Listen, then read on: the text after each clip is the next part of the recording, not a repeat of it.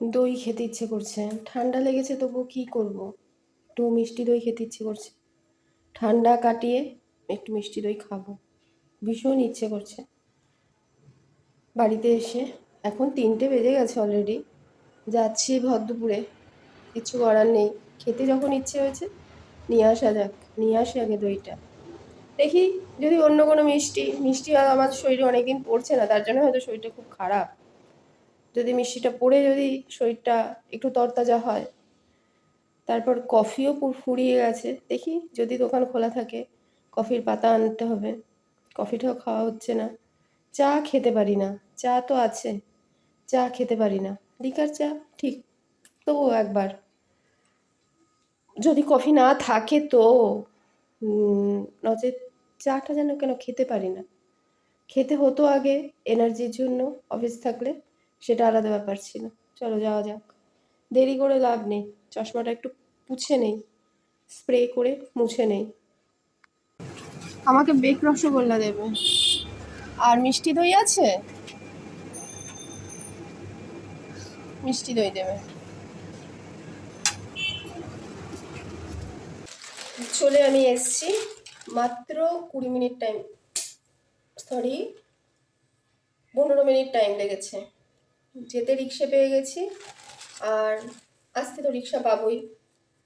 ওখানে আমার আবার কোনো জিনিস বাইরে বেরিয়ে যতক্ষণ না মুখে দেই ততক্ষণ তর্স হয় না। আমি এর জন্য অনেক বকাও খাই যে বাড়িতে নিয়ে গিয়ে খেলে কি হয়, কিন্তু আমার যদি রাস্তায় কিছু হয়ে যায়, যদি আনতে আনতে যদি আমি আমি যে জিনিসটার জন্য গেছি, আমি যে জিনিসটা খাবো বলে গেছি, সেই জিনিসটাকে চোখের সামনে দেখি, সেই মুহূর্তে না খেলে আমার আবার কেমন একটা হয়। এটার মধ্যে রয়েছে বেক রসগোল্লা, আমি একটা বেক রসগোল্লা খেয়েও এসেছি, বড় প্যাকেট, আর একটা বেক রসগোল্লা নিয়েও এসেছি বাড়ির জন্য।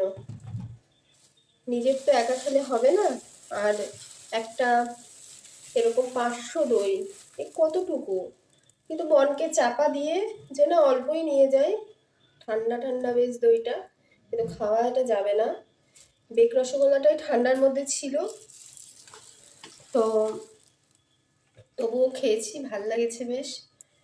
এটা বোধহয় লাঞ্চ হলো কিনা জানি না, পেটে খিদে, একটু ভাত পেলে ভালো হতো, ভাত করব। আজকে বাড়িতে সেরকম কেউ নেই, তো আমি একলাই। ভেবেছিলাম পান্তা ভাত খাবো, পান্তা ভাত এর মধ্যে একদিন খেয়েও ছিলাম আমরা, পান্তা ভাতই খাবো। কালকের ভাত একটু রয়েছে, আমার মনে হচ্ছে আর একটু ভাত, যতটুকু ভাত আছে ওইটুকু ভাত, ভাত খাওয়া না খাওয়া সমান কথা।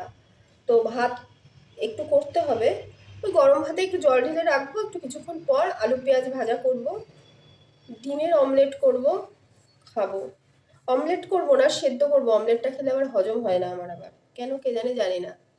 আর মুসুরির ডালের বাটা রয়েছে কি একটু, সেই আগে একদিনের সেই বাটা, শরীর খারাপের জন্য তো আর এসব হয়নি করা।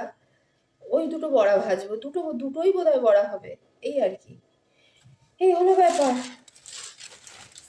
এখন বেরোনো বের করে দিত যদি বাড়ি থাকতো, তো কিন্তু না, মন চেয়েছে যখন নিয়ে আসাই যাক। আমি এরকমই।